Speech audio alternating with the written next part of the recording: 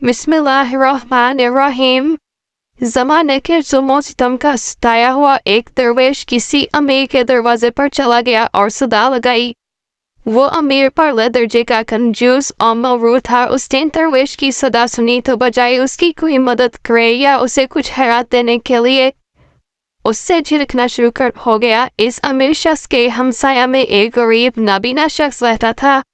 वो दरवेश इस अमीर के दरवाजे से मायूसी की हालत में पड़ा तो इस नाबीना शख्स ने उसे अपना मेहमान बना लिया और जो कुछ उससे मुमकिन हो सकता था वो दरवेश की खिदमत में पेश कर दिया और इस दरवेश के साथ नहायत उम्दा अखलाक और मरवत के साथ पेश आया।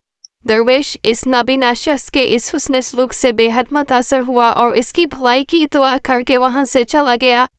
नाबीना शख्स ने उस दरवेश के साथ ये सलूक किसी लालच में आकर नहीं किया था बल्कि ये इसकी खुदा तरसी थी। एक वक्त तक खाना खिलाना कोई ऐसी बड़ी बात न थी, लेकिन अल्लाह इज़्ज़तजल को उसकी ये नेकी बेहद पसंद आई और उसके हक में दरवेश के लिए कि दरवेश ने दुआ की। इस नाबीना की आंखों की रोशनी लौट आई और उसकी आंखों से पानी के चंद कतरे टपके जिससे उसकी आंखें रोशन हो गईं।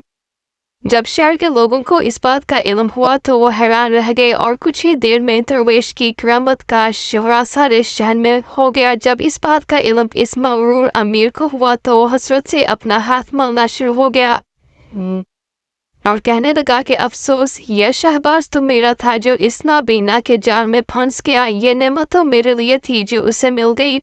इस नाबीना हमसाये ने जब इस मगरूर अमीर की बात सुनी तो कहा कि यह शहबाज मुझे कैसे मिल सकता था जो हरीस चूहे की तरह दांत नक कौन से हुए है। हजरत शेख सादी अलैह इस हकायत में एक दरवेश की करामत बयान करते हैं जो किसी अमीर के दरवाजे पर गया तो उसने धक्का दिया। फिर जब वो दरवेश एक नाबीना शख्स का मेहमान हुआ और इस नाबीना शख्स ने उस दरवेश की खिदमत की तो दरवेश ने दुआ की और इस नाबीना की आंखों की बिनाई लौट आई। जब इस अमीर शख्स को इल्म हुआ तो वो पूछताने लगा कि यह नेमत तो मेरे लिए थी, बस याद रखना चाहिए भलाई के कामों को इख्तियार करने में सबकत हासिल करो और जब कोई अल्लाह इज़्ज़तजल का नेक बंदा तुम्हारे दर पर आए तो उसके साथ नहायत इज्जत और एहतराम से पेश आओ और उसकी हर मतात में कोई कमी न रहने दो कि वो बारगाह इलाही में मकबूल भी हो सकता है कि तुम्हें भी वो इसकी बारगाह में मकबूल बना दे।